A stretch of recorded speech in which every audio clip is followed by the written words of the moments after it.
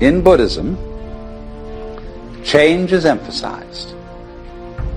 First, to unsettle people who think that they can achieve permanence by hanging on to life. So all the preachers together, you should say, don't cling to this thing. So then, as a result of that, and now I'm going to speak in strictly Buddhist terms, the follower of the way of Buddha seeks deliverance from attachment to the world of change. He seeks nirvana, the state beyond change. Jnana means a vehicle, a conveyance, a diligence, or a ferry boat. This is a jnana. And I live on a ferry boat because that's my job.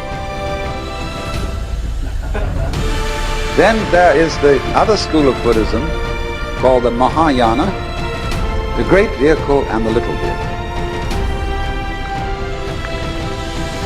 Now, what is this?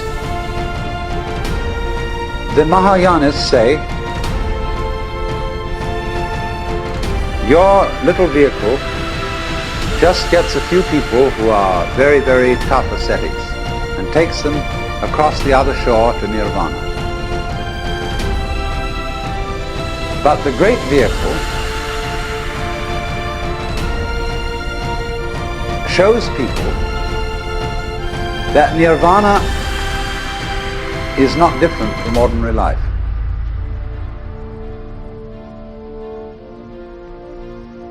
So that when you have reached nirvana,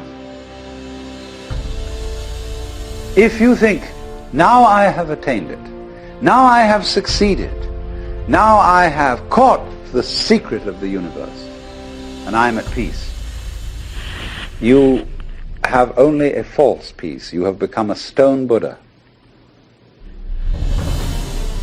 And in contrast with this kind of Pratyeka Buddha, who gains nirvana and stays there, the Mahayanists use the word bodhisattva.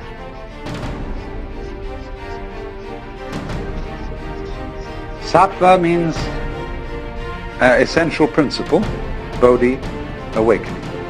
A person whose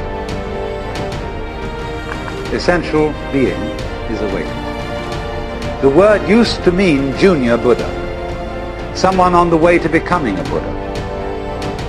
But in the course of time, it came to mean someone who had attained Buddhahood, who had reached nirvana, but who returns into everyday life to deliver all other beings. This is the popular idea of a bodhisattva, a savior. So they revere those bodhisattvas as the saviors who come back into the world to deliver all beings. But there is a more esoteric interpretation of this. The bodhisattva returns into the world. That means he has discovered that you don't have to go anywhere to find nirvana. Nirvana is where you are, provided you don't object.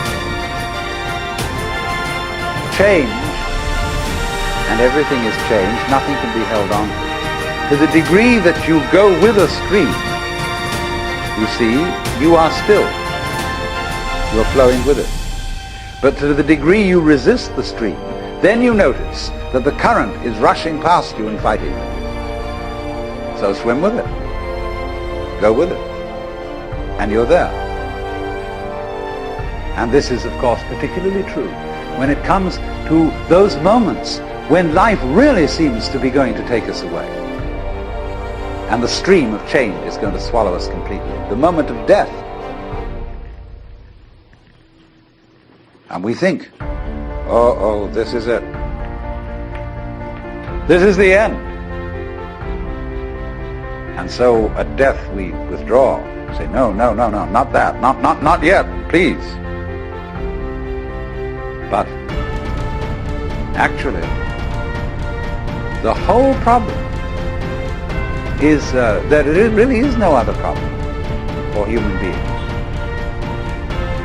than to go over that waterfall when it comes. Just as you go over any other waterfall. Just as you go on from day to day. Just as you go to sleep at night. Be absolutely willing to die. Now, I'm not preaching. I'm not saying you ought to be willing to die and that you should muscle up your courage and somehow put on a good front when the terrible thing comes. That's not the idea at all. The point is that you can only die well if you understand this system of waves. If you understand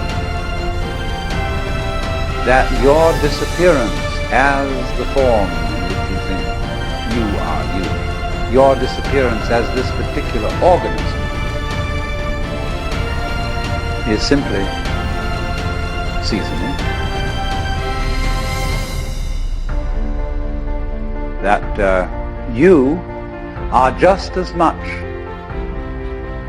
the dark space beyond death as you are the light interval called life. These are just two sides of you, because you is the total wave. See, you can't have half a wave. Nobody ever saw waves which just had crests, no troughs. So you can't have half a human being who is born but doesn't die. Half a thing. That would be only half a thing.